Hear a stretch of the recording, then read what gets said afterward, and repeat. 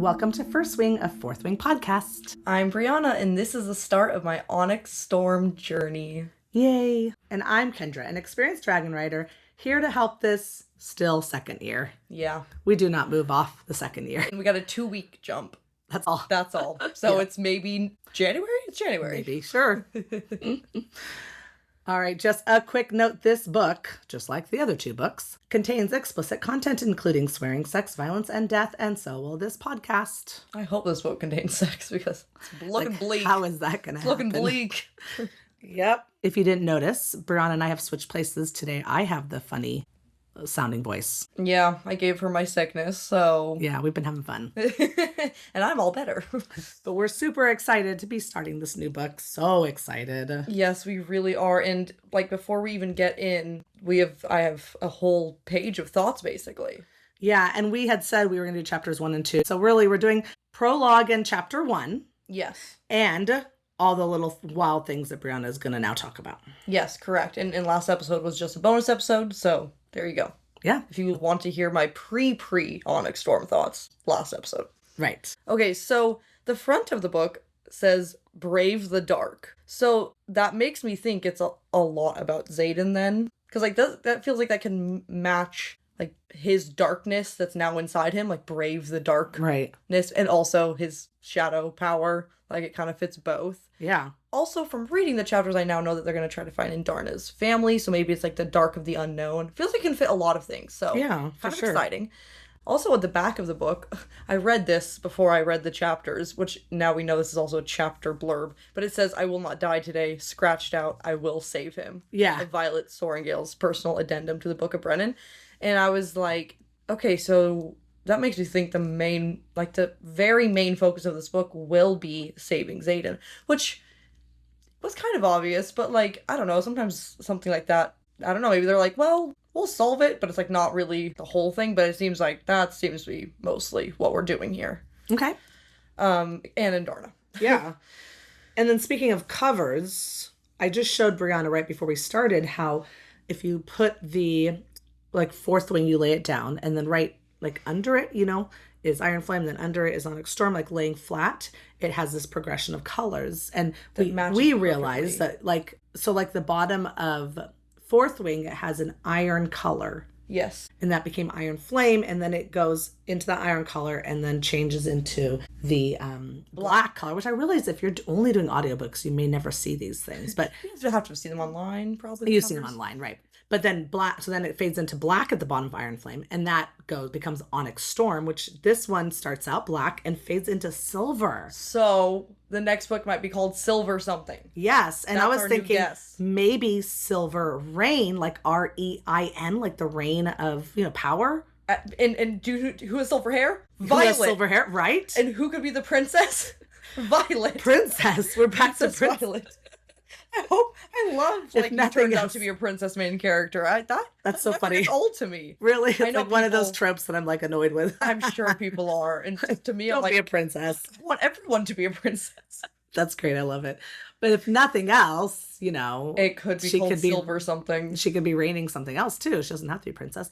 But yeah, Silver something, guys. Silver something. I bet you anything. Let's see what happens. That was a great. I really hope so because it seems to fit this pattern quite well. Yeah. If I would say so. It'd be so cool. I love that they're still gold dragons, even though Indarna is no longer gold. But I think it's just like, I get it. It's just also anytime anyone makes Indarna, she's gold, because if you make her black, it's really harder to really, And you can't make her color changing because that's a spoiler for everyone. And also hard to draw a color changing dragon. That's true also for spoilers. Yeah. Although Indarna, tiny black dragon, is 100% toothless from How to Train a Dragon.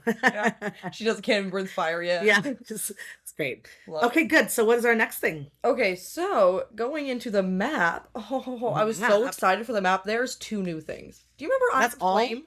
There was like a whole page long of new places on the map. There's only 2. That's so wild. There's Newhall.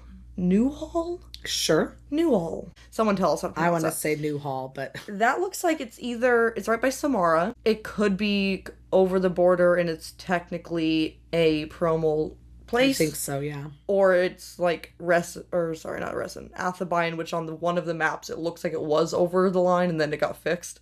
Yep. I don't know, but yeah, it does look like it is the right across from Samara, but on the other side. Right. And then there's Sunniva, Saniva.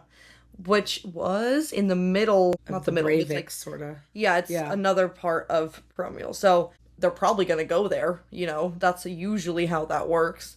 I was wondering if maybe that's where the queen lives, because we don't know where she lives. Oh. So if they're gonna go visit, like the queen of Promiel, Yeah. that maybe that's where it is. Sure. Or it could just be a random place that's only relevant because they end up going there, or Yeah. maybe that's where all of the dragons live. Although I doubt it, because that would be weird. Yeah, that would be kind of I'm really guessing that they're like on an island or something, right? Like they can't be on the continent unless all of her dragon friends are hanging out in the Barrens, which would be also super weird.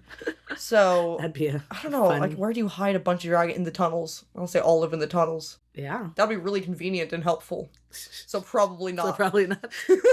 Anyways. Good guesses. Good guesses. But yeah, so that's all that's new, but I'm excited to see where we go. Oh, wait, but that's all that's new on the map. But the map itself, the vibe of this map is insane. The wave that's in the compass is like black. This wave is like very foreboding, and I looked at the other ones, and it did not look like that before. Oh, wow. And then at the bottom, there's like this dragon skull and crossbones thing, and these like creepy freaking claws. Like, I don't know what this is. And so that wasn't there in the other one? Nope. Oh, okay. It had something like normal. I don't remember. Like just like a design, I think. I don't remember. There's some dragons up in the corner, but less dragons than the other one had. There's only 2. Interesting. And then there's lightning coming out like a storm, right? Yeah. The other ones didn't have lightning. Although that one's definitely a wyvern because there's only 2 legs, just saying. Oh, look at that. I didn't even notice that. So is that one. They're both like, oh my gosh, are they both wyvern? Yeah. Okay, well, now I got to open my Iron Flame really fast. So that one is, in the Iron Flame, those are dragons. Yeah, because you can see all 4 legs. Because you can see their legs. And you can see the wave. And that wave, yeah. It's totally not different. Like black. And then the design on the bottom is just like regular stuff. It's not creepy claws. 100%. So interesting. So yeah, they've definitely darkened, darkened as in like made it more ominous. Yes, and the colors are also like more black ink used on the edges. The lightning, the clouds, very Storm-esque. Fancy. Yeah. So the whole map just gave me like, whoo. And is that top thing just a design, or is that some kind of pearl or some kind of... I couldn't really tell. It looks like maybe like gems, maybe? Yeah. Some sort of something. It's hard to tell. It's hard to tell. That's neat. It's in the crease. Yeah, it is in the crease. Annoying. Yeah. So there you go. There's our map segment. I can't wait to refer to the map throughout the book. I'm excited. Yes. I would just like to point out the coolest, what's it called? Dedication, thank you. Instead of being to someone she knows, it says, to the ones who don't run with the popular crowd. The ones who get caught reading under their desks. The ones who feel like they never get invited, included, or represented. Get your leathers. We have dragons to ride. It's such a great forward. It's really good. That was, as a child, I was the one who would rather stay home and read than do anything, super social and stuff too. I would walk to class reading a book, and then I'd read a book right up until attendance was called. Yeah. And then I'd get my work done as fast as possible so that I could then go back to reading my book. Yep. And usually that book was Twilight. But, or Harry Potter, either one of those. Yeah. Yeah, so I thought that was good. I'm sure a lot of people reading these books felt that one at home for them. Yeah, that was great.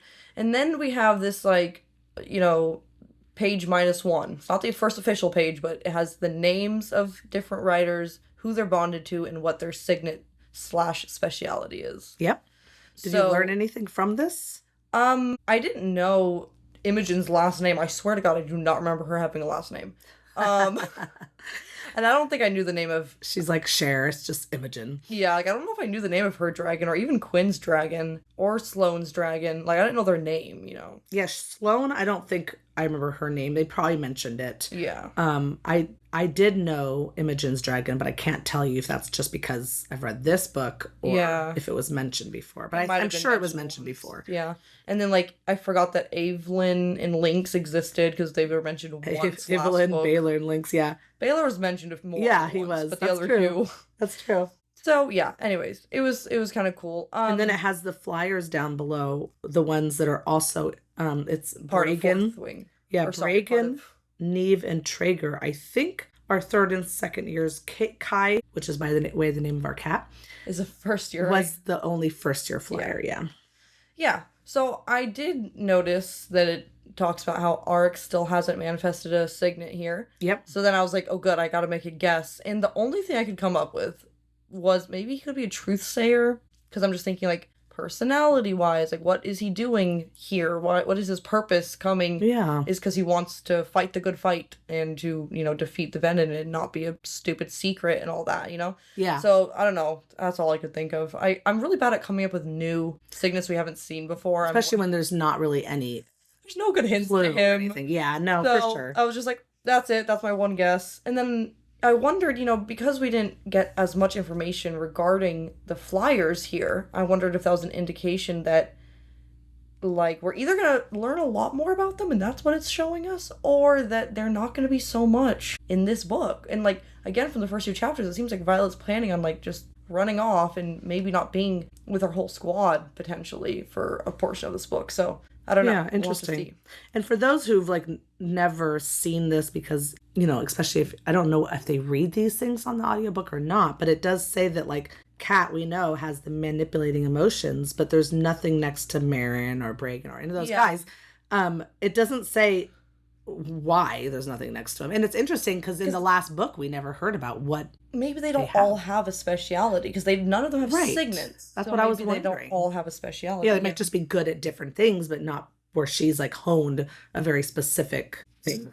It just goes with her so well. Really goes with her personality. And then it goes at the bottom. You get to see the king's name, which we knew about. His son Halden, the queen of Poromiel, and then we already know about Viscount Takaris and stuff. Yeah, being the first in line for the throne. Yeah. Yeah. So pretty good. I like this, and also it's a great chance to talk about the names of the dragons. Yeah, so I just wanted to do that a little bit because I find it fascinating, and now that I wasn't able to do it before because not all the signets had been manifested. Yeah. But I just wanted to show like this is interesting how she named some of these things. The dragons are named after the signets. So for example, we know that Terran is thunder, right? And so thunder and lightning, right? When it comes to signets, like defining signets, like day. Oh, so day is Liam's. It means ice, which is what he was wielding. But that's not his signet. His signet was sight. Long sight. Good. Hold that thought. Okay. Just not for this conversation, but for some other time, okay? Sawyer, who is metal manipulation, is interestingly defined as a wood chip or a sliver. We did talk about that maybe before, I think. Possibly. I don't think so. But weirdly, it's not metal, but it's wood. I don't know. Kind of falls. Sliver. You could think of a sliver could be metal. Yeah. Also in here it says it's specifically metallurgy. Yeah. So it's the manipulation of metal. Yeah, it's an interesting name. Yeah, for sure. And then, like, interestingly enough, Amzer, which is her mom's dragon, was weather. Makes sense. Coda means war. Makes sense. And then Glain, which is Imogen's dragon, means clean or pure, which is like cleaning the memories. Right? Now, here's some interesting ones that don't make sense. Or not yet. Or don't, define the signet particularly, but might define the person. Mira's dragon is Tain or Teen, and it means fire or flame. Oh. She's very fiery. Yeah. Right? Marb, which is Brennan's dragon, means dead person. That's insane. And so he was dead? Yeah, that's really funny. Unbelievable. Riddick's dragon, Atrum, means light, as in weight, but also buoyant, which like he's maybe funny. Could be Riddick's behavior. Yeah. Like he keeps things light. Yeah. Interesting, right? I wonder if she'd had different thoughts for what their signets were going to be, but then was like, no, like as you write, you just go, this doesn't even make sense anymore. Now I've built this world now, and this is not going to make sense, and so she just changed her mind.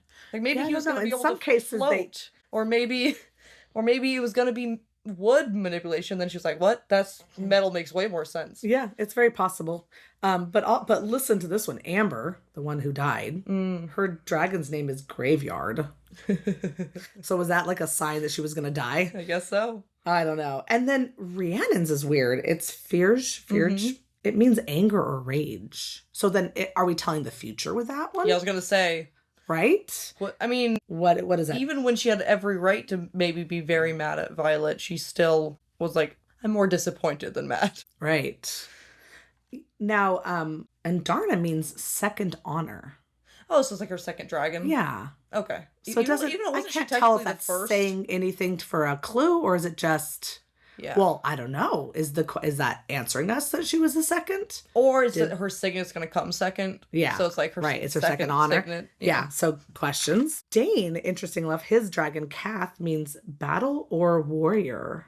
Okay. And I was What's like, his signet? okay, Oh, yeah, right. he's kind of, I thought the whole has nothing thing to do with is his signet. Yeah, is it like he doesn't really have a good fighting signet? right? So is that just saying he's a good fighter?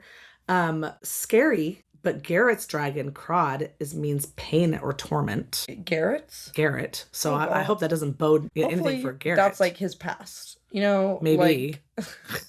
And then Bodhi's dragon Cure means to place, to put, or to add. Now, if she did so well naming them, I'm so interested in that. Wait a second. Wasn't place? Doesn't Bodhi turn down your signet? Yeah. Does that have anything to do with anything? To put it out? Maybe to put was it. I don't know. Or it's having something to do with him being like Satan's second or something, you know? But I don't know, to add, to put, I don't know. Anyways, that doesn't make any sense to me particularly. So, but that's a little dragon lore. I love it. Sloane's? Was there anything fun about Sloane's dragon? Oh yeah, I didn't look at Sloane's or Oryx. Let's do that. Well, Oryx, if it is a spoiler, then you know. Oh yeah, it's true. I'll have to look. Yeah, we also don't get the name of Evelyn, Baylor, or Lynx's dragons, even though we know they've made it through threshing. So Sloane's dragon Thort means to give or to take, which works perfectly with siphoning. Oh, nice. And then Oryx dragon Molvik means praised son or strong leader. Okay. So it goes with his royalness as opposed to his signet. Yeah, that makes sense. Yeah. So fun. Just interesting how she used some to tell the future. Hopefully some is not telling the future. Mm-hmm. And or it's describing the signet or, you know. Or the person. Yeah. So, okay, good. We can go past this page now. Yay. Now we get to start chapter 1. No, prologue. Chapter prologue. Chapter prologue. It does have that beginning following text has been faithfully transcribed. It's the same exact text. It starts out with this blurb: securing Basgiath and the wards has come at great cost, including General Sorrengail's life. Strategy must adjust. It is in the realm's best interest to ally with Paromial, even temporarily. And this is the correspondence from Melgren to King Tari. So he is recommending allying. Even Melgren. Right. So maybe he's not being a complete idiot. Yeah, I don't know. I don't love Melgren, but I also just think he's like every other general running a war. He just does what's best. He does the best for his people. For the country, not for the individual people. Yeah. Yeah. I don't know, that's how I always pick. I don't know. Whatever. That's how I feel too. Like, I don't like him, but I don't think he's like evil. He's just kind of an asshole. Yeah. But he's a general. Like, he's a general asshole. Yeah. Okay, so we're actually starting this. Basically, it is the same thing happening as the last chapter of Iron Storm, but this is Violet's point of view. So we had Xaden's point of view. He went to go talk to Jack. This is Violet. So she was woken up by him getting out of bed. He doesn't know that, which I guess his shields are just on so tight and he just wasn't. Attention. It says in the next chapter that he has been like locking her out fully. And Violet's wondering where he's going and she's following him. He's basically just invisible shadows in the dark going through, you know? Yeah. It does give this information about what happened a little bit. It says that he kept his head down this evening, guarded by Bodhi and Garrick. Yeah. Who obviously then were brought into it because they were guarding him. Yeah. While we waited for news about Sawyer's injury. So he went along with everybody and just kept his head down so no one could look. Yeah. Now she's worried about him taking off because she's like, people can't see him right now. They can't see his eyes. Right, because it still hasn't faded. Yeah. Anyways, so she must have been having some sort of conversation with Andarna because they're continuing the conversation. And Darda's saying neither of them will answer. Yeah. Sagail is still incensed, of course. And Tarn smells of both rage and sorrow. So they're not answering. It's possible Violet was trying to find out, hey, can you guys find out where... Yeah. Can you help me find out where Xaden's going? And they're not answering her and they're not answering Andarna. So yeah. That's fun. And so then she asks do you want me to ask Cure or Crod? So that is Garrett and Bodhi's dragon. I looked back at that page and I was like, well, those names aren't on there, so that's not helpful. And then I just guessed it must be Garrick and Bodhi because we know that they were guarding him, so they would be the other people who would know. Yeah. But yeah, it doesn't say it until like I think next chapter when they clarify that those are their dragons. I know. I But know. And those are ones we don't hear enough. So it no, is, it's just context clues. yeah. But she goes, as she's going across the bridge, or is that what you call it? Like, yeah, the bridge. She notices that it's snowing outside. And there's this whole like sad thought about how her mom used to always keep the place warmer. But since she's been gone, Yeah. winter has come in with a vengeance. Yeah. And there's no one stopping it. Yeah, it's sad. Yeah. And she doesn't want to go there. She's trying not to think about it. And then Andarna says, you can grieve. And she's like, if I wallow in every loss, that's all I'll ever have time for. Yeah. Yeah. But of course, as she's passing, some people who see her, they like, I think there's a bunch of drunk people. 30 years, it looks 30 like. years or something. I don't know. Like, may your mother be remembered to General Sorengale, the flame of Basgiath. And she's like, Cool nickname. I mean, that's a great nickname, but Yeah. she just lost her mother. Yeah, like, no, probably literally not the time. yesterday. Probably not the time. Yeah. So she's a little bit like, oh my goodness, not what I need right now. Yeah. It's sort of like when if you've ever had a major, something sad like that happening and you go about your day and you're distracted enough and then someone says, I'm really sorry for your loss. And as nice as that is, it just brings you right back into it again. Yeah. When you're like, I just need some normalcy right now. Yeah.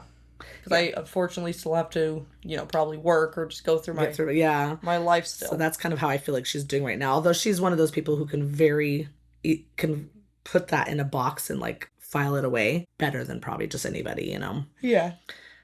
Anyways, so then she sees that Xaden has gone down into that interrogation chamber and there's 2 groggy guards there. So I guess he somehow slipped past them. If it was Harry Potter, I would know what spell it was, but I'm not sure what he did to make him groggy. Oh, maybe they're just groggy because they're tired. It's late at night. Oh, okay. It's like in the middle of the night. So it wasn't the Confundus charm. No. I think that because they're groggy, it was easier for him as basically a shadow to slip through. Okay. Yeah. And I like how she thinks to herself, I have to get past these guards. What would Mira do? And Andarna says she would have already slain your lieutenant and been confident in her choice. Yeah. I'm not like, helpful, which not is exactly helpful. what Violet says. Your sister is an act first, ask questions later kind of writer. I mean, if she was in love the way Violet was, I don't know if that's true. Like, I think that no one's seen Mira lose her heart to anyone. No. Yeah. It's like what if Brennan walked up? I mean, that's a different type of love, but she was still Yeah. Violet. What if Violet? Yeah, I think she would think about it. I think if it was Violet, everyone, and had not let their mother die, and in doing so had become a Venom, Mira might not instantly kill her. No, I actually think you're totally right. I think that would be the scenario that would show how she would react in an emotional situation for sure.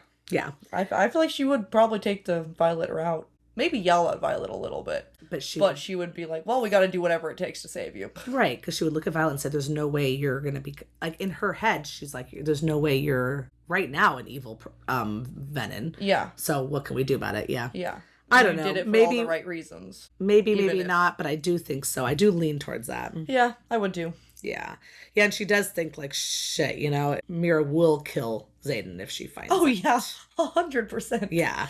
Like, she's like, especially if she finds out he's still in bed with me. What the fuck? Yeah. Anyways, but she does think, okay, confidence is a good part, though I can take on confidence. So she goes to the guards and says, I need an audience with a prisoner. And they're like, yeah, we're not allowed to let anyone down there. And she's like, tell me, if the man directly responsible for your mother's death was a flight of stairs away, what would you do? And they're like, listen, orders, blah, blah. And she's like, I'm just asking you to look the other way for 5 minutes, not give me the key. She just wants to talk to him, right? Yeah. And she says, if it's been your mother and she'd secure the kingdom's entire defense system with her life, I promise I'd afford you the same courtesy, right? And then the guy's like, okay, 10 minutes. 5 for your mother and 5 for you. We know who saved us today, which is very nice. Yes, I highlighted that line. I liked that one. Yeah. And I was thinking, I bet we're going to get more of that vibe in this book, and Violet's not going to like it. Right. She's going to be like, stop saying that. I'm secretly a terrible person because of Xaden. It seems like that's where it's going to go. That's funny, yeah. And she also thinks here that Xaden also sacrificed a lot for that moment. Kill their general. Yeah. I mean, since we know kind of how it went down, she would have had the wards up to eventually for those people, but he may have been dead. Yeah. But I think in the end, she saved Basgiath, not Xaden. But we think that he wouldn't have been dead because we think the sage wouldn't have done that. Or general. Jeez, it's hard to remember that. General or Maven. Maven is the other way of calling. Oh, a general? Okay. Anyways, it sucks because I think it really could have been avoided, and that makes it worse than if it was like there was literally no other option. But it's like I think there was another option. Yeah, there could have been another option, and that's what makes it worse. Yeah. Because, anyways, that's okay. We'll keep going. Mm-hmm. So she gets to go down, and he's like, I can't. She thinks, I can't believe he came down here. She says to Indarna, and Indarna says he probably seeks information. I cannot blame him for wanting to know what he is. I mean, really, actually, I can't blame him either. But of course, Violet's like, he's still Xaden. He's not soulless. I hope that's true. Right? Gosh, I know. It's hard. But she says, if he'd completely lost himself, he would have drained me at any number of points tonight, especially while I slept. Instead, he ensured our safety and risked exposure to sit at my side for hours. He channeled from the earth once. Surely we can repair wherever his soul may have cracked. I already know what Taryn thinks, and the possibility of fighting both of you is exhausting. So please, for the love of Amari, be on my side. And Amari, by the way, just to remind everybody, is the queen of the gods. Oh. I think I forget. I always forget this. Yeah, stuff. I forget. Other than Malik. Yes. I forget what the gods are, so I have written them down. Oh, good. Yeah.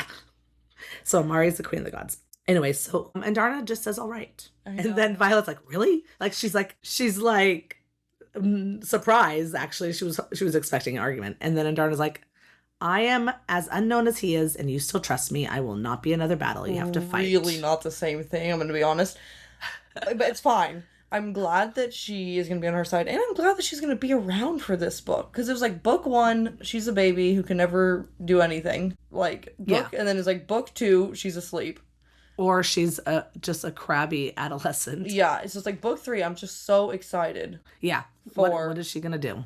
For her just be here. Yeah. We love Andarna. We do. We get her. Yeah. Violet says you have every right to know about where you come from, but I have no doubts about who you are. You alone should make the choice to find your family, and I'm worried that Melgren... Melgren what? I wondered about that. But, yeah. Maybe about... Oh, because it says you alone should make the choice to find your family. Like, maybe he was going to He's not going to allow the choice of some sort. Yeah. Because we know that, like, they're... Well, I guess I don't know this here, but that they're, like, petitioning for that to happen. Right, because there's a 2-week jump between them. Yeah. Yeah. And then she says, and Darna, interrupts and says, I scorched the venom during the battle. And Violet's like, yeah, you did. And she says, I've been thinking about it all night. Magic feels different when I change color. Interesting. Maybe my use of power in that moment altered the venom, weakened her enough to blister. I know. And I was like, the answer can't be this simple for saving Xaden. This instantly made me think of... For killing him, maybe. She has daggers. No, but I mean, like, if something about Andarna can alter venom, like, that's what I'm getting from this. Oh, I just got that. Or that her kind could have more answers regarding venom. No, that's a good point for sure. But also just the fact that no other dragon could burn a venom. Like, they would literally try to burn the venom, and their robes didn't even catch on fire. They didn't even come out naked. I know. So the fact that she actually caused it to blister, but she's saying she changed colors during that time, is fascinating. It's very fascinating. Yeah. So I was wondering, like, is it this simple for Xaden? Is the whole answer to Xaden Andarna or Andarna's kind? Oh, I get it. Okay, not Andarna burning him. No. Okay, got it. Just her general weird magic, or her other family and their knowledge or weird magic regarding venom. Yeah. That's what I'm wondering, is that going to be the solution? But I'm kind of thinking, like, would that be too easy? But then again, getting into the next chapter, it's like, okay, well, it seems like a lot of this book is going to be an adventure to find Andarna's family, so maybe that's not easy. Maybe that's hard, Right, for sure. Okay, cool. So Violet's thinking about it and saying that could alter everything. I mean, I guess if she's thinking, like, oh, cool, we get a whole army of your kind and then they can scorch the venom, sure, that would alter everything. But otherwise, what does it alter? Just that, right? Is there anything else that would alter? I don't know. I don't think it's just about scorching them, though, because it's just... Oh, again, you're right. You keep bringing up... You're right. There could be more to just the fact that there's something about her and venom that have a connection. Maybe my use of power in that moment altered the venom, weakened her enough to blister. I get that's just exposing one weakness of them. What if it can do more? Yeah, got it. Okay, cool. Yeah, it's definitely, like she says, something worth investigating later. Yeah, I really hope, like in other fantasy books, I won't give too many names or details, that we can find a way to heal the venom for real. Because like once we can figure out how to do it with Xaden, maybe maybe there's some that are too far gone, or maybe not. Maybe no one's too far gone, and there is actually a way to bring them back. I mean, it looks like a really boring end to a book. Like instead of a big battle, it's like a big healing excavate. Go around and heal them turn them all into good people. But wouldn't that be amazing? I mean, I liked when another book did that. That was part of their solution to bad guys, which was like we can actually remove the evil inside them, just fully remove it. Especially because in that scenario, the good person was completely innocent and didn't. Yeah, most of them, not all of them, were completely innocent and didn't ask for, being taken over. In these cases, they're choosing it. They're choosing. I know. So there is. I know in Zane's case, that's a very okay. That's separate. But in most of these cases, they're choosing because they're jealous because they don't have a dragon or a griffin. Sure. Do we want them back? They're definitely easily manipulated, but there could be a percentage of them that it's mostly just the fact that the other Venin have manipulated them into this choice. Right. Especially like the way these dreams. Weak. Yeah. Yeah. Maybe they're weak and maybe they're easily manipulated, but does that mean that they're evil? Right. Or do they just need help and support, Yeah, for sure. Okay, good. So I love that as like a something to look at what's going to happen with. Yeah. Okay, good. So she does also think that she doesn't want like Indarna to like tell this to other people particularly and be like, oh, this is our newest weapon, watch her go kill all the Venin, right? Like she doesn't want them to use her. Yeah, and she's had this thought before. Although you can't just use a dragon. Thank you. Like, this is what I'm saying. Like, she's had this worry before, but I'm like, unless it's the other dragons ordering her to do it. But she is literally the leader of her den. Right. Great point. Yeah, so I guess that's... But again, this is like mama hen here. She's going to worry about those type of things because that's what you do. Yeah. So now she hears Jack and Xaden talking. So Jack is saying you can fight it all you want, but that power streaming through her veins, there's a reason the higher ups want her. So obviously they're talking about Violet, right? Yeah. A little brotherly advice. God, that brother thing again. I know. Fall in line and find someone else to fuck. That infamous control of yours as so much as flickers in her direction. What is he saying here? Like that he might drain Violet? I think so. And then what is Jack threatening that then they'll kill Xaden for ruining their chance to get Violet? I don't know, like, right? I don't know. I wasn't entirely sure. No, I think he's giving him actual advice. Like, you say you love her so much. Let's go fuck someone else. You're going to drain her on accident. You should just, like, stay away from her. Yeah. Like, that's the best you can do. He obviously doesn't know what love is to suggest going to fuck someone else. He should just say, stop sleeping in bed with her. Yeah. But okay. Yeah. That's fine. I mean, it's still Jack. It's still Jack. Yeah. But yeah, okay, good. That could be all it is. And then Jack says this line, even you don't get a say in which parts of us are taken first. Fantastic. That's not scary at all. Right? But speaking from personal experience, control goes quickly. Just look at you, freshly fed from the source and already down here desperate for a cure. You will slip. And afterwards, well, let's just say that silver hair that has you so besotted will be gray like the rest of her. And those weak-ass initiate rings in your eyes won't just last a few days. They'll be permanent. So he doesn't seem like that concerned about if Xaden did do it, drain her. Yeah. He's not like threatening, like saying like you're not allowed to. You're right. I don't know. It's also although they're at the same time they're also like the higher ups want her. Yes. Like everybody's like, we're not going to kill you. Oh, but let's break you apart and see where the lightning comes. I don't know. I know, but then there's also like this line that he set up here where it says that power streaming through her veins. There's a reason the higher ups want her. And then they say down here, Jack says, we could deliver her together.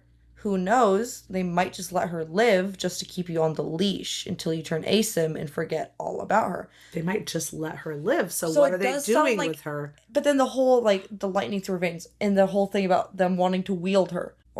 Wield her. So I'm like, okay, is it, like, can you take the power and use it? Like, maybe they want to save her because they want only the general to be the one to drain her. It's like, no, they do plan on draining her. Right. They want the right person to do it because then they'll get her power. Can they drain her in small amounts? Oh gosh, that's horrifying. I know, right? And then just keep her alive. Oh my goodness. Anyways, but it's like, so it sounds like they are trying to kill her. I know, you're right, it does. So then it seems like, so like, do they want but they're saving her to a certain point. Like you said, maybe it's the general, But I don't know, man. It's like, make up your mind, guys. Or they have made up their mind and we're just being purposely confused. Yeah, I mean, that's definitely it, I'd say. Yeah. Or Jack just doesn't know the whole plan of How much does he know everyone. Yeah. anyways? Like, how far up this hierarchy is he, right? Yeah, I don't probably know. not that. Or maybe that high. He did It's bring hard to down say. Vizgaiath. He sure did. So, But that could just be one of those, like, Draco yeah. in the sixth book. You just happened to be there. You just, like, since you're already in the school, we're going to use you, Exactly. Anyways, so she's thinking, oh no, Jack knows Xaden channeled. He'll tell the first person who questions him. Xaden will be arrested, right? That's what she's thinking. And I think we talked about this last time with the last chapter that like also like maybe he wouldn't because he's not going to want to give up his. Right, because they want him. The Venin want Xaden to become a Venin. So if he instantly tells them and gets Xaden killed, that goes against their plan. And they're not going to get Violet that way if that's the plan. But it seems like they just use Imogen to erase his memories anyway, so whatever. But yeah. Because they're not thinking that. And they're not going to take that chance. They're not going to take the chance. But I do agree. I think he wouldn't have, personally. I don't think so either. Maybe he would use it, though, and like hold it as a... I'm not sure. Yeah. I'm not sure. Yeah, as blackmail. Anyways, she's thinking about, like, she can't lose Xaden. She says, Xaden is mine, my heart, my soul, my everything. He channeled from the earth to save me, and I'll scour the world until I find a way to save him right back. Even if it takes bargaining with Takaris for access to every book on the damned continent, or capturing dark wielders one by one to question, I'll find a cure. Yeah.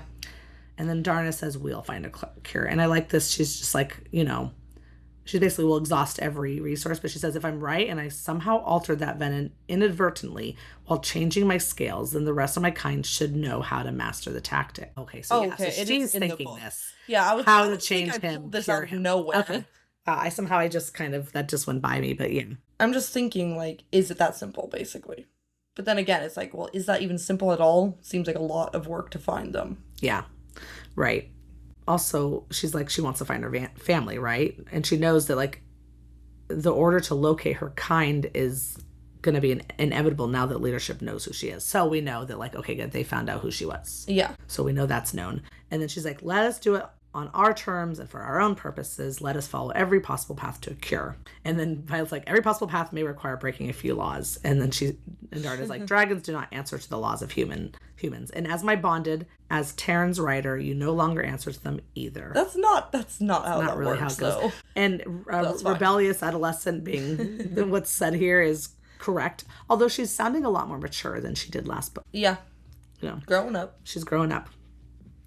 So yeah, this is now a situation where she's going to have to keep secrets again to protect Xaden, so she's going to have to keep secrets from other people. She went through that all. Her squad for half a last book. Yeah. It's hard. Okay. So then she says, tell Glaine I need Imogen, and that's how that ends. Yep. And I'm like, oh, that makes sense. Yeah.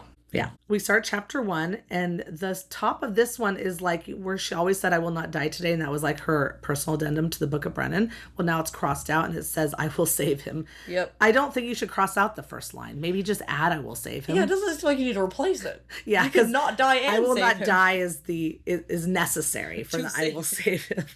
Yeah, that's kind so of funny. This is 2 weeks later. Maybe there's no more room in the book. No, see, that still doesn't make sense. Yeah. You have to write over it then. Yeah. I think it's just...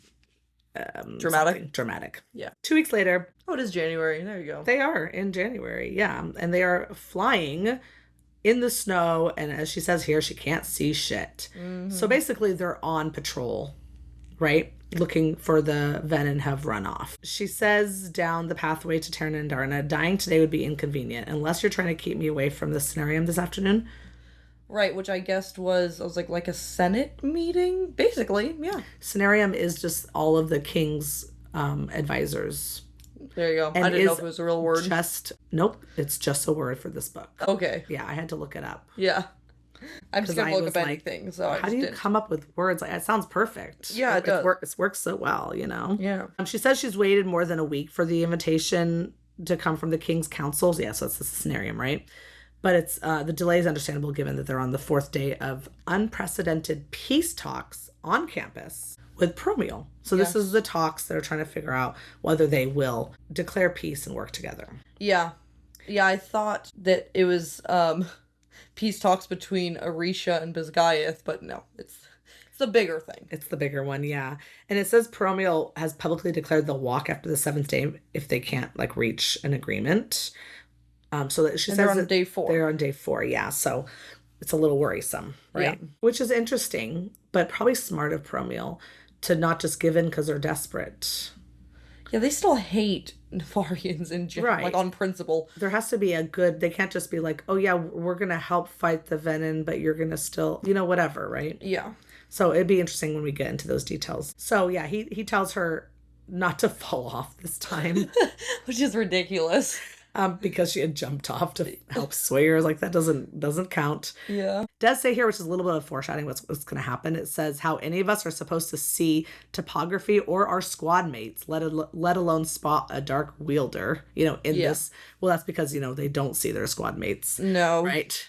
Basically, what's happening here is they're just talking about how they've been out patrolling, and I think it's mentioned somewhere that they stopped finding. They're finding less and less venom, so it's a sign that they probably have found them all, or they've taken off, right? Yeah, and we have this line about how they might have limited power within the wards, but they're still lethal fighters. Yeah. And I was like, we really need to start training like this constant switch up of fighting techniques. Like that seems like the only way to like hand to hand combat with them. Like right, because they're mirroring the tactics. Yeah. Yeah, so it's like you need to learn how to keep it constantly changing. Right. Like, every move is like nothing's predictable at all. God, that's got to be hard to train, though. Yeah. So who knows? That might be more like after third year. Yeah, I mean, you could train a group of people better than one person to do that. Like, have each one, like, switching it up, but you each have your own job. But yeah, it's crazy. I hope that that's something they can do, though, because that seems like a good solution. Right. Yeah. And Darna's complaining that she doesn't get to go, and they're saying, like, yeah, you don't need to be out here. But Taryn does say that she can start practicing evenly dispersing enough magic to keep her extremities warm during flight. Yeah. Because otherwise her wings won't hold us ice. And it is mentioned that his wings are covered in ice. Yeah. So it's kind of wild how cold that is. And Darna goes and mocks him. She's like, your wings won't hold the weight of this ice. And then she says, and yet yours miraculously carry the burden of your ego. Yeah. And then his response is, go find a sheep and let the adults work. That made me laugh so hard. I know. You know how much she absolutely adores him. Yeah. So it's even funnier with just being such a brat. Violet thinks maybe we've really caught and killed them all. And I'm like, that's definitely no. Definitely not. Definitely not. That cannot be the case. Right. And it's not. Yeah. She does say that the cadets themselves has slain 31 venom in the area. The professors are outside of the province getting them as they're fleeing to the barons, I guess. Yeah. But it says that Xaden himself has been credited with 17 of those 31 kills, which is cool. Goes in. Yeah, and I do still wonder if his power or whatever, his weird maybe connection, even if it's small, can help him find them. Right. Or if he's just really determined because he's so angry about this. Right. Yeah, we'll see. Okay, good. So then they hear wings, which I'm sure her first thought was wyvern at that point. But then it's just Atrum's claws. And he's literally, I think, dropping out of the storm on top of Taryn. Yeah. Yeah, but it'd be claws first. Claws first. And so Violet's face. Taryn does a full rotate. Flipping her over, moving away. He is mad. Yeah. And we find out later why, what happened there and stuff, but they were not communicating. So therefore if they were open in their communication, they would have sensed each other better. Yeah. But he I think he goes for it, right? Full on crunches his jaws within inches of Aotrum's head. Yeah. And Violet, of course, is worried that he's going to kill her friend. I mean, he's not gonna. Yeah, it's just it's like when two dogs snap at each other. No one's going to get killed. Yeah, he just smacked him, It's fine. But she's like, don't, it was an accident, And then Atrum squawks at Tarn and then exposes his throat, because he's like, My bad. I see you. Yes, you are bigger and better than me. Violet asks Taryn, was that really necessary? And he says, yes. And then she says, you're almost twice his size, and it was obviously an accident. And then he says, it was negligent, and a 22-year-old dragon should know better than to close himself off from his riot simply because he's arguing with his rider. So that's what happened. Yeah. And he's 22 years old, so he might be an adult, but that's young. His dragon's 22, and Riddick is also 22, right? Because they joined when they were 20? Oh, yeah. Him and his dragon are the same age. Wow. It's crazy. I mean, Taryn do we find out his age was over 100? But he's not 600. We know that. I thought it was I don't know. It's definitely in my head, he's over 100. He might be whatever it is. 200. Maybe, yeah. Yes. That is crazy. Yeah. Also, we learned that Xaden is still blocking her. Oh, okay. And I'm like, is he worried that he's gonna drain her, like, just through their mental connection? Like, Do we find out why he doesn't trust himself or what he thinks he'll become to keep it open? So I'm like, what do you think's gonna happen if you communicate with her? That is I think explained better if it's not in this chapter than in the next 2 chapters. Yeah. His thoughts on that. Yeah. Well, I guess if he's mentally connected to all the other Venin, then if he opens a pathway to her, that's my only guess. Okay. Also, I wondered what they were fighting about and if it was something that was going to be relevant, because it seemed like, why else would we mention it? And yeah, it is relevant, so we'll get to that. Yeah. They have landed, and it's a very jarring land. So she's like, well, that was graceful. And then he says, you fly next time. Nice and grumpy. But she does get extra. She has more pain on those landings than the average flyer. But I mean, writer. But yeah. We find out here that Taryn is not letting Xaden touch the saddle or get on his back or anything like that. Well, he doesn't normally get on his back, but it just, what doesn't make sense is that we know that the saddle can come on and off, that Taryn himself can take it. He doesn't go and sleep in this all the time. He doesn't exist all the time in this saddle, so why can't he just take it off? But I feel like Taryn, it's not taking him off. I feel like Taryn's saying here, the Dark One didn't cut it in the first place. Basically, like, he's just mad at Violet. You cut that goddamn thing, and you can fix it. Yeah. It must be that, because I'm like, unless he thinks that Xaden's gonna sabotage her saddle in order to kill her, would be a really weird roundabout way to kill her when he has access to her all the time. Yeah. But otherwise, I'm like, I don't really understand. He must just be mad at Violet. Yeah. And also the new name, the Dark One. That's a great new nickname. Yep. I'm sure that makes Violet super happy. He went from, because he was wing leader before, so. And then the lieutenant. Oh, true. It took him a minute. I remember there was like an overlap where he was still saying wing leader when he was technically a lieutenant, but then he started saying the lieutenant after. Yeah, that's true. And now it's the Dark One. Great. Yep. Which works with Silver One. Works on twofold too, because of his shadow powers. What is he calling Andarna now? He used to call her the Golden One. An adolescent. A child. Let the adults work. We'll have to see if he calls her anything else. Special one. That's funny. And he just calls Sigale. Like, come on. Does he call her anything? No. Oh, yeah, no, you're right. He does say her. That's the only one he says this. He's like, I keep the love language to myself. You don't get to know what I call her.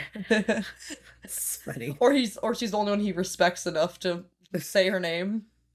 Yeah, maybe. I don't know. Dragons and their names is like a big thing. Yeah. Well, Taryn is sure here that Xaden's soul is gone or destroyed in some way, because he said, when she says stop calling him the Dark One, he says stop denying the truth, his soul is no longer his own. And then she's like, that's a little dramatic, his eyes are back to normal. And then Taryn says, that kind of power is addictive, you know it, or you wouldn't be pretending to sleep at night.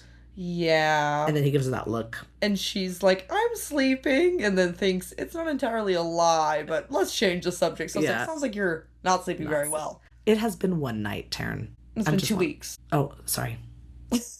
It's been 2 weeks. Okay, fine. That's the point. I'll let him have it.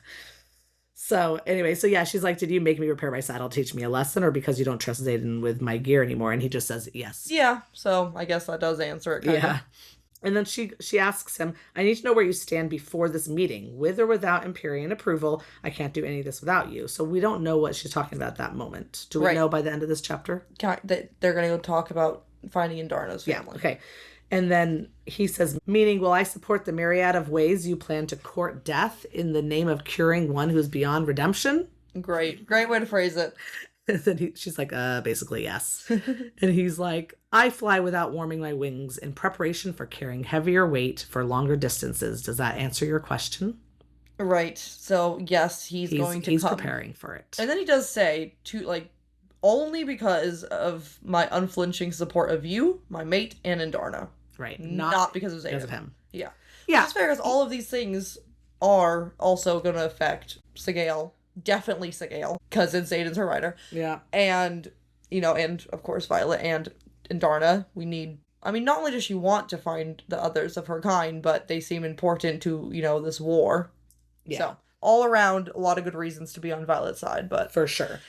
It makes me wonder, if Xaden was some other dragon's rider, not his mates, and this happened, would he have just torched Xaden on the spot? I can't believe the other dragons who know, because now there's other dragons who know. Imogen's dragon and the other two, Garrick and Bodhi's dragon, and they all just must also be okay with this. Yeah. No, but I'm just wondering, like, would he have been like, well, this is only going to affect Violet, but yet it also could affect her badly? Would he have killed Zayden on the spot if it wasn't for the fact that Sigale is so attached to him? Yeah. I just wonder. Yeah, I see what you're saying. Just to take that away from For her. Violet. Yeah, Like, for doing it Violet. for Violet. Yeah. I don't know. Because it is, like, he has never seemed to be a big fan of Zayden in the first place, yet that is his mate's He did say stay with the wing leader. That's true. Maybe it's not so much he's not a fan, he's just grumpy, doesn't like anybody. Yeah. Maybe. Okay. It's possible. Just like Sigale is not a fan of anybody either, really. But kind of likes kinda, yeah. Yeah. Well, anyways, right now he's definitely not a fan. No. Yeah. Wait, also, here is where I was like, okay, so it seems like the whole plan is for Violet and Xaden and their dragons to go off and find Indarna's family in hope that her breed have more information / defense against the Venom and can help them win and save Xaden. So that was my guess here. Yeah. But then it seems like maybe Xaden won't come with them because he doesn't want to leave the wards. So I'm like, are we really going to leave Xaden behind? But then how does that even work with Sigale? Sigale and Taryn can't be apart. Well, let's get to that when we talk about that, because I haven't gotten there yet. I know, but I'm like, so are they all gonna go? Who's gonna go? What's the plan? Yeah. Okay, good. So they've all landed, and the other people who are also on their what do you call it? Patrol. Have all said they didn't find anybody. So like, okay, good, right? We think good, maybe good, right? And then Riddick says we didn't see shit for those last 10 minutes, period. And then she says, at least you're an ice wielder. So can he move the ice away from him? Could he move snow away from him? I don't really know. I guess so. Yeah. That's what it sounds like. Yeah. Anyways. And then she says, what were you arguing with Aetrim about? And Riddick's like, sorry about that. He wants to go home, back to Orisha. Yeah. Says we can launch the search for the 7th breed from there. So it sounds like his dragon would rather just be like, screw Navarre, let's just go back and be Orishan it's just riders. Cute that now that's home to them. Yeah. It's like they've now built a new, and they still have those dragons there. Yeah, because they didn't all leave. I'm assuming, yeah. Right? No, but like they didn't all leave because who came to do the battle? Right, because there mostly was Violet's squad. Yeah, there was a bunch of people that came. Some of the professors. Oh yeah, but you're right. They had so many other writers. And then we have all of those dragons with their eggs and their hatchlings and their all of those. But they could have all arrived back by now in this 2 weeks too. We don't really know where everybody's at. It doesn't really explain that. So, but it's like scary because they're not behind real wards. That's what I'm thinking. Like this is where the real wards are. But it's like, can they move their young and their eggs and all that in winter? That's what I don't know. I mean, maybe they can keep them warm. But we know that Aetrim wants to go back there. Yeah. That's what I just think it's cute because it's like, Aetrim, you grew up your whole life. This was your home. You were there for like 6 months and you're like, I want to go home. Yeah, but he's also like, these guys are assholes. Yeah, well, they do seem to be assholes. So we hear here that it's a common sentiment among the riot. Yeah. We're not exactly welcome here. The unity between Navarian and Orishan riders. So this is like the new name for the people that left. Yeah. And I wonder if the dragons are also, like the ones that stayed, are also being... I bet. Probably. So it's just uncomfortable, Yeah. Because like they're not, like they worked together to fight and now they're not liking each other. Yeah, God, politics, man. I know. It says, but the only path for an alliance that can save Promish civilians requires us to be here, at least for now. Not to mention, Xaden insists we stay. Right. And it's because... Which definitely makes it more complicated. Yeah, he wants to remain in the wards. Yeah. Because he's less a danger. Yeah. To her. He's probably scared for himself, too. I can't imagine what he goes through. Yeah, me neither. He walks around all, cool, calm, and collected to a degree. But what is actually going on inside of his head? Yeah, he must be spiraling into the deepest pits of dread and shame and despair. All of it. Cannot imagine it's going well for him. No.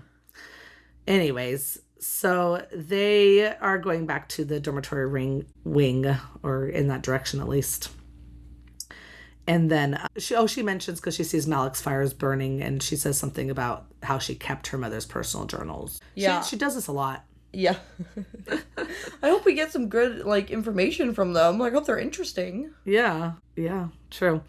Anyways, so Aura Banehaven from the dais says, report. She's standing with Ewan Faber, The stocky, sour-faced wing leader of what little remains of Navarre's fourth wing. So it sounds like they have their own wing leader for just the Navarrian riders, yeah? Yeah. And there's not much left. We're going to call him Faber if he ever shows up again, because I know I should... Sure, like an Ewok. Yeah. I feel like I know that name and I actually know how to pronounce it, and it's not coming to me. Yeah. Faber it is. Faber it is. Anyways, he says, "Oh, good, you all made it back. We were so worried," with like dripping sarcasm. Yeah. And then Riddick says, "Prick was barely a squad leader in Claw when we left." But Rhiannon reports that nothing was found, and then she says, "Any news from the front?" And then Aura says, "Nothing I'd be willing to share with a bunch of deserters." We literally, I mean, it says it right here. A bunch of deserters who saved your ass. Yeah. Are you guys serious right now? Yeah. I mean, yeah. I can see how they can be like, well, if you didn't leave in the first place, but that's not true because Jack literally took the words down. And then we wouldn't have all this information. Yeah, so much. Like, oh my goodness. Oh my goodness. Yeah. Anyways, she's who is this? Quinn says something about how if they won't accept us, the Flyers don't have a prayer, which is true. I mean, they had a terrible time. Not a terrible time, but a pretty hard time adjusting to the Flyers. It was a pretty terrible time. Yeah, it wasn't great. It wasn't great. Yeah. So then we hear Devara and Kaori will be back any day. They'll sort out command structure as soon as the Royals ink a treaty that hopefully pardons us for leaving in the first place. Yeah. Again, what if it doesn't? They might just be like, okay, see ya. Yeah, I mean, they were doing okay in Orisha. Yeah. But it just sucks now that we know, like, I mean, until we find Indarna's family, at least, there's no way for the Orishan wards to go up. Yeah. Because now Indarna's already been used up, or whatever stupid thing that is. Whatever plot convenience. No, for sure. And that, it would just put them in more danger, but yeah. Yeah. Imogen shows up, and we hear her last name here for the first time in the books, actually. Yes. And Rhiannon says, "Cardulo, you missed patrol." And then Imogen says, "I was assigned elsewhere by Lieutenant Tavis." And then her gaze jumps. Not particularly. Well, it says not missing. Do you know who Lieutenant Tavis is? No. That's Garrick. Oh. So yeah, so she that could was just true. easily say, "Yeah, Garrick assigned me somewhere else." I just thought it was someone random. I didn't remember who that was. No, yeah, because then her gaze jumps to Violet and says, "Sorengale, I need a word," because she was on Xaden duty. And then Rhiannon's like, "See that you're present tomorrow." Still trying to, I'm the squad leader here. Yeah, it's hard when she doesn't know what's going on. Yeah, exactly.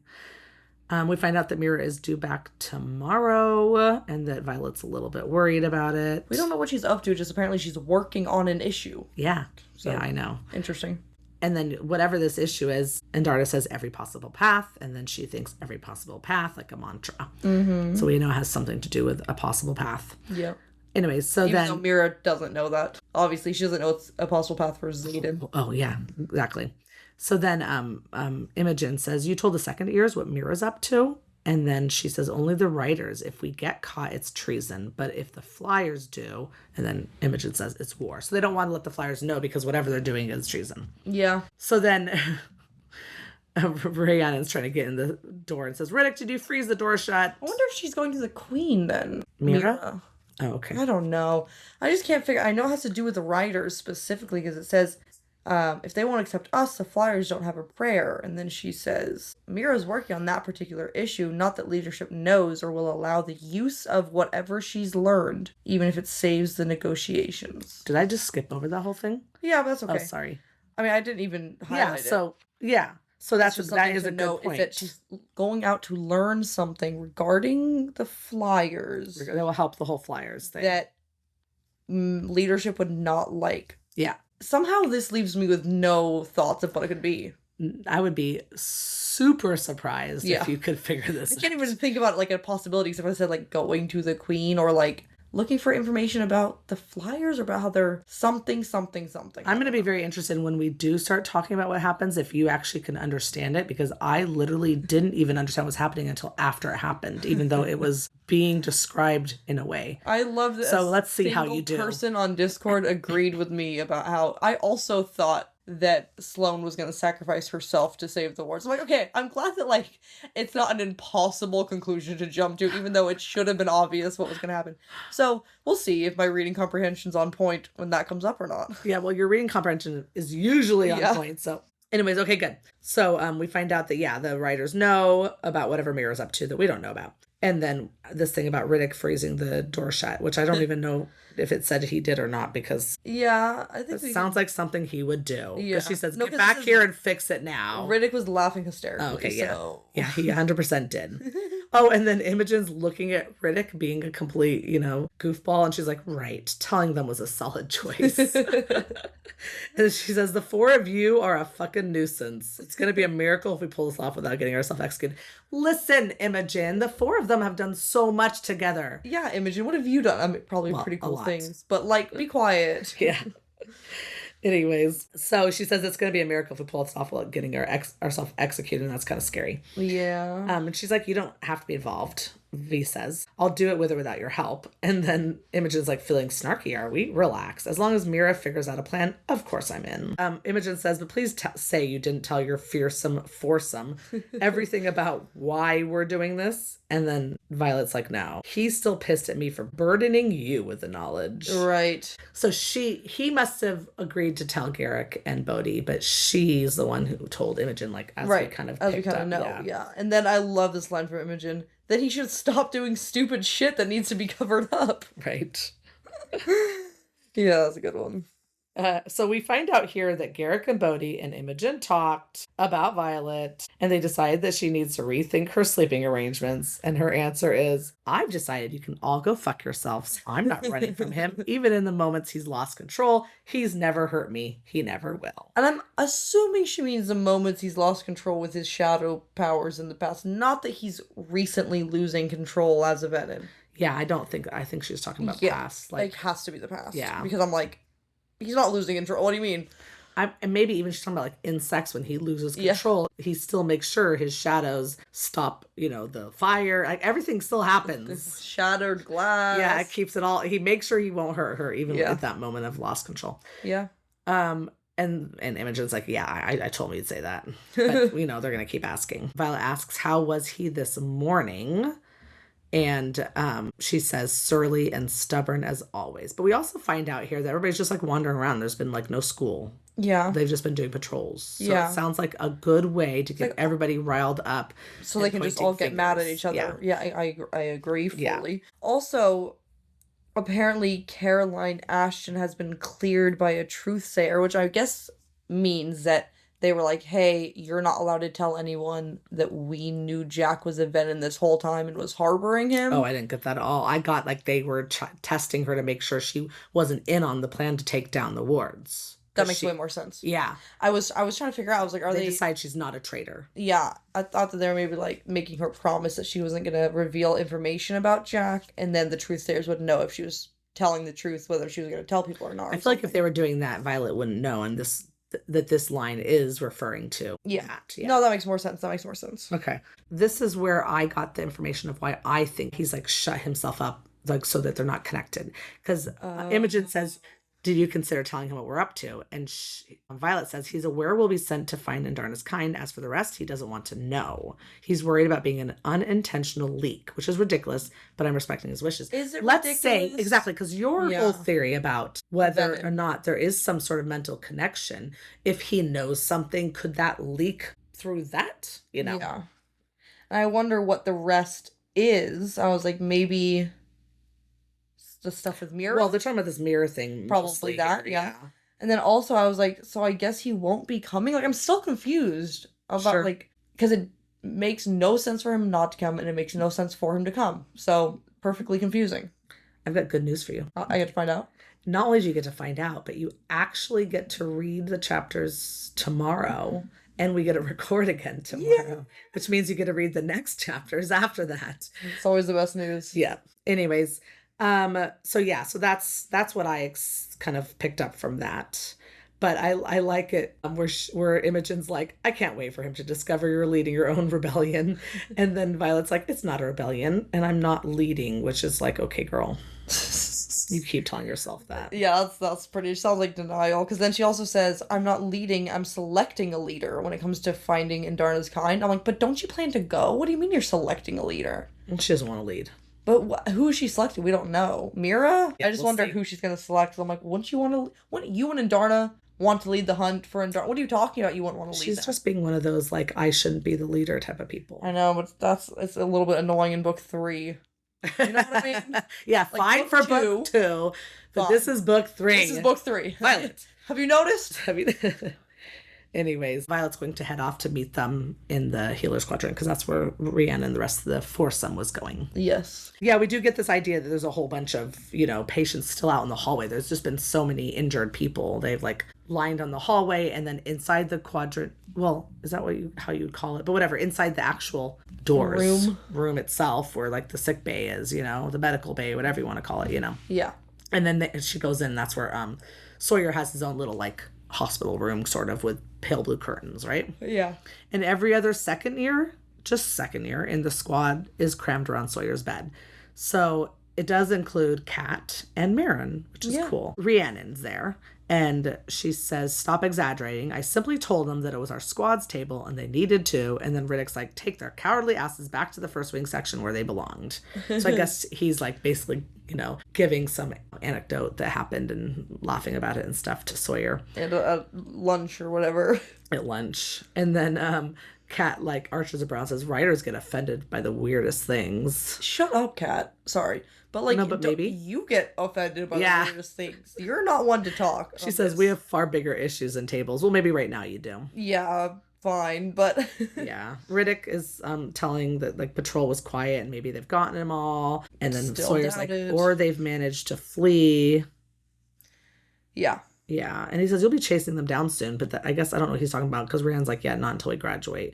They're not because he's saying that they fled, like we learned how the professors are hunting them down in other parts of Navarre where they're only doing patrols around Bisgayeth and so he's Vale. thinking they're going to send So he's saying if they fled, they're farther out, which means we won't hunt them down. Well, Sawyer was saying you would hunt them down, and Rand's saying, no, we're not going to. We're cadets. Yeah. Correct.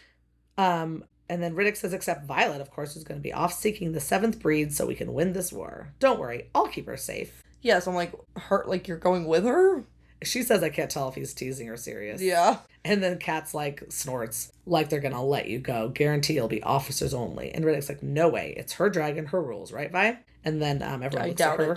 And she's like, assuming they put us on orders, I'll provide a list of people I trust to go. Which means assuming they let me go and I don't just go because I want to. Is that what that sounds like? It sure put us on orders. Which means they're doing it on orders. Orders instead of doing it because they're She's just like, we're out of here. Yeah, I don't know. But Sawyer does suggest take the squad because they work best as a team. And then he's like, who am I kidding? You'll work best as a team. I'm barely climbing stairs. And he's got crutches. Yeah. But everybody's, of course, like, you can do it. And Sawyer's a little grumpy, but that's fine. Yeah. I know it's funny. He says, I know that's a shitty, because he says like, water's not going to grow my leg back. I know that's a shitty thing to say after you lost your mother.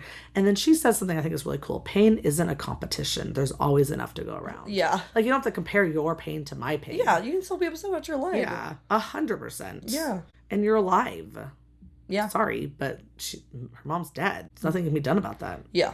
So we find out he got a visit from Colonel Chandler, which is the commander of the retired riders. And they're this is what I was thinking about. Like, if this was what was going to happen to him. Yeah. We don't get to hear the rest of it because at that moment, a shrill scream echoes throughout the infirmary in a knee-wavering pitch that's reserved for something far worse than pain, terror. Yes. Right? Like when you see a cockroach. Okay. And then Riddick's like, what was that? And they all step up, they look out, and then this cadet in infantry blue stumbles in, falls to his hands and knees and says, she's dead. They're all dead. So now he just came in from the hallway. And then it says that there's gray handprints on the side of his neck. Which I wonder how he got out of there. Yeah, somehow he slipped out. I mean, they're less powerful in the wards, but still. True. And then she thinks, Venom. My heart seizes. We haven't found them out on patrol because they're already inside. Yeah. And I'm like, as long as it's not Xaden. Isn't this great how chapter 1 ends on a cliffhanger for you? Yeah. Didn't expect that. Honestly, I think I did expect that. It's great. It's great. I love it. Yeah, we're definitely right into it, man. Right into it. But yeah, this is weird. This is scary. How they get in. That's not good. They're all dead is never a sentence you want to hear. Yeah. So this is gonna be real fun. Yeah. So, I I guess you're going to find out what's next. Yeah? Do you have any closing thoughts? Yes, I have two closing thoughts. One, Okay. where's the prophecy?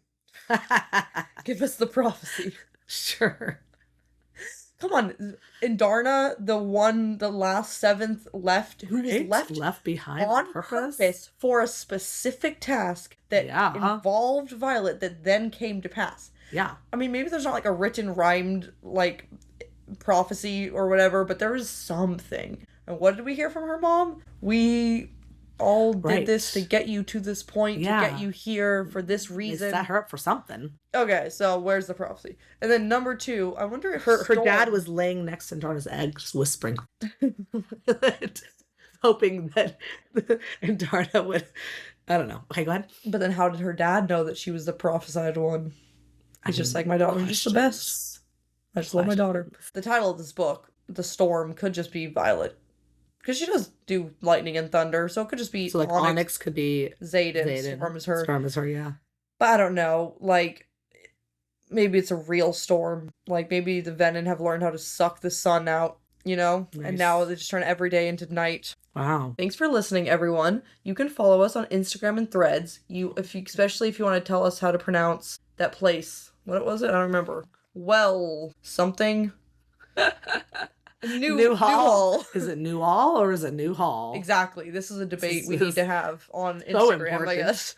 Why is it important? I don't know. Good. You can also rate and review our podcast on Apple Podcasts. You can rate us on Spotify, and you can leave us a review on Audible. Apparently. But don't look for episode 45 of our podcast because we still don't have it on Audible.